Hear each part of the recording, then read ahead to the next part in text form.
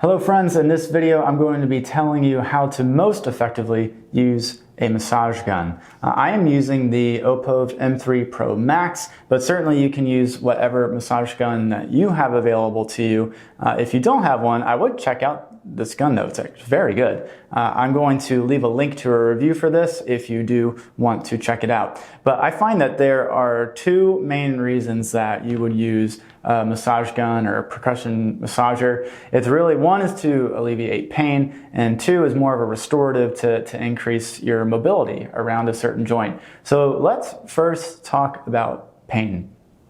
I think that there's a little bit of a misconception between how this actually helps to reduce pain. People will often say that, hey, this massage guns are great, like they can break up scar tissue. No, they do not break up scar tissue.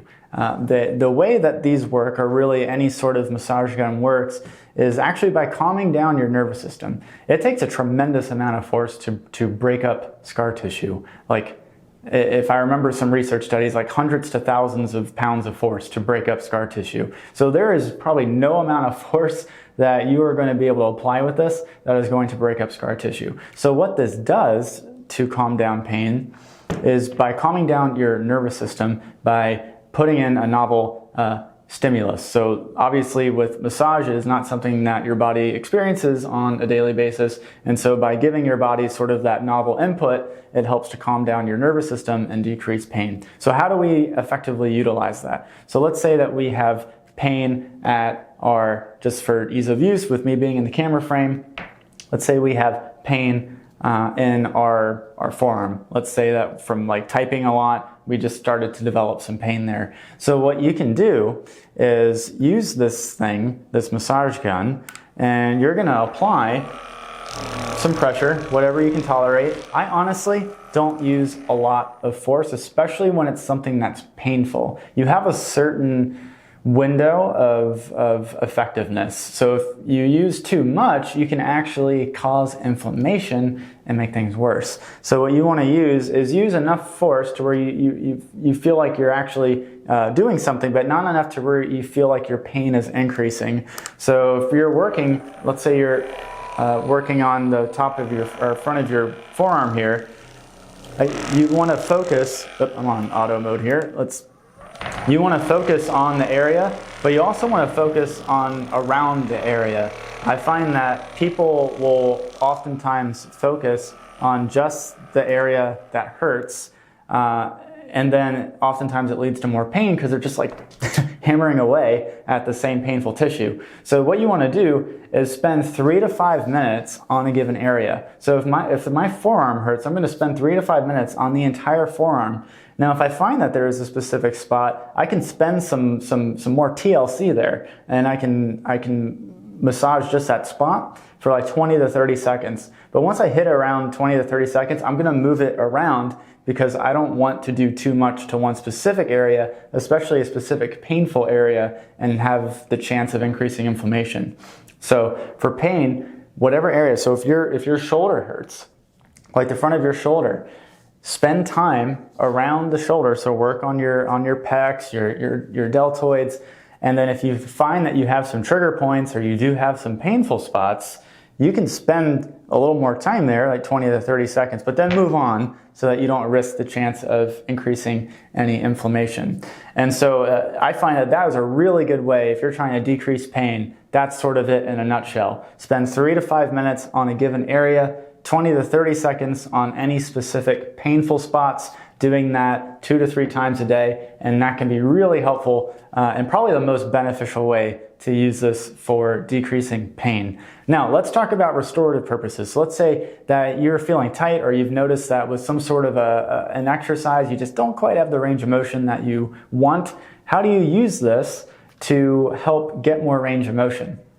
The good news is that it's actually really similar to how you get rid of pain. So let's take the shoulder, for instance. So if we want to blast out the shoulder, you want to spend time on areas that feel tight. And I feel like a lot of people, when they teach how to like stretch certain areas or how to use massage guns, they almost make you feel like you have to be an anatomist, anatomy person, and know exactly what muscles you should hit. You don't have to do that, okay? Let's make it really simple. If you have a stiff shoulder, let's just work on all of the muscles around the shoulder. I think it's just simpler. I don't mean to like dumb it down, but I mean, if we can make it simpler and still get the same effect, why not do it that way? So you can do the same thing. So you can work on, my voice is gonna oscillate. You can work on those areas, okay? And then you can work around. You can start to work on the deltoid and then back behind the shoulder. So for each area, you can spend 3 to 5 minutes. So you can spend like 3 to 5 minutes sort of like in your pec area. You can spend 3 to 5 minutes kind of on your deltoid because these are sort of larger areas. And then you can spend 3 to 5 minutes if you can reach the area, kind of like back behind your shoulder, or you can have a buddy do it for you.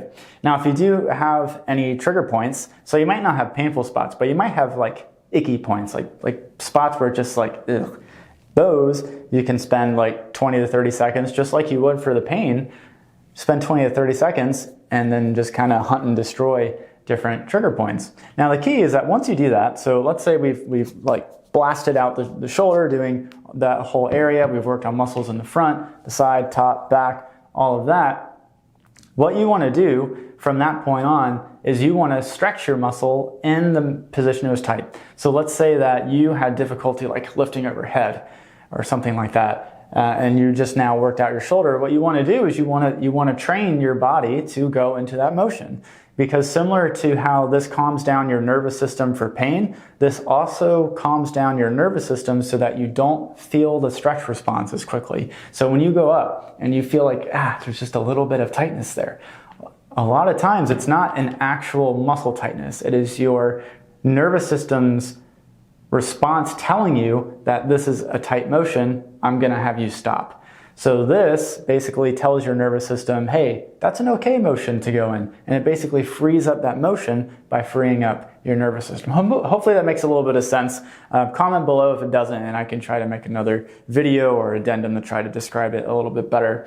So once you do the massage gun around the area, you basically just want to stretch into whatever motion has been historically tight for you. If you're doing your legs, do like a deep squat. If you're doing your wrists, just honestly working in through different motions at your wrist joint will just help kind of keep those range of motion gains. All right, and then the other thing that you can do, a bonus for you, is that instead of just massaging an area with your arm just relaxed at your side, I'm just doing this as an example, you can massage the joint with your arm in an overhead position. Now, ideally, your arm would be relaxed. So how would you do that with your arm overhead? You have to use muscles to do that. Well, if you have like a pull-up bar, you can grab onto a bar overhead. And so if you're grabbing on the bar, you can just kind of let your arm relax onto it. And then you can kind of massage around the area, or you can have a buddy do it for you. And that's another really cool way